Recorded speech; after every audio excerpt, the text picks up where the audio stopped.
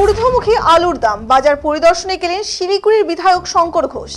বৃদ্ধি পেয়েছে আলুর দাম, সমস্যায় পড়েছেন সাধারণ মানুষ। আলুর দাম বৃদ্ধি পেতেই খোদ ময়দানে নেমেছেন মুখ্যমন্ত্রী মমতা ব্যানার্জি। এবার আলুর দামের খোঁজ নিতে বাজার পরিদর্শনে গেলেন শিলিগুড়ির বিধায়ক শঙ্কর ঘোষ। শুক্রবার আলুর দাম খতিয়ে দেখতে শিলিগুড়ির বিধান মার্কেটে পৌঁছান বিধায়ক শঙ্কর ঘোষ। বাজারে ক্রেতা ও বিক্রেতাদের সঙ্গে কথা বলেন তিনি।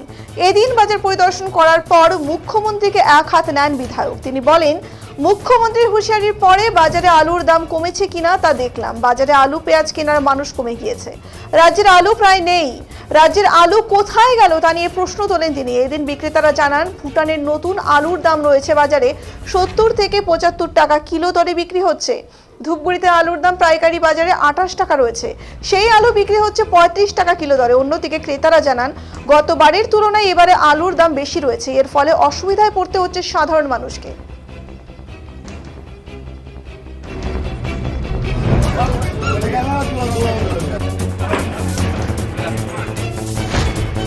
বলেছেন বাজারে আলুর দাম প্রচুর বেড়েছে। তো আজকে দেখে গেলাম মুখ্যমন্ত্রী বলার পরে আলুর দাম কমেছে কিনা। আলুর দাম কমেছে কিনা বলতে পারবো না, আলু পেঁয়াজ কেনবার লোক কমে গেছে। আমি খুব কম দামের কারণে কিনা। আরেকটা জিনিস দেখলাম যে আলুর মানে সব থেকে বড় বিষয়, আমাদের রাজ্যের আলু প্রায় এখানে ভুটান, শিলং, পাঞ্জাব এখানকার আলু আছে। তার মানে এই রাজ্যে যে আলু উৎপাদন হয়েছে সেই আলু গেল কোথায়?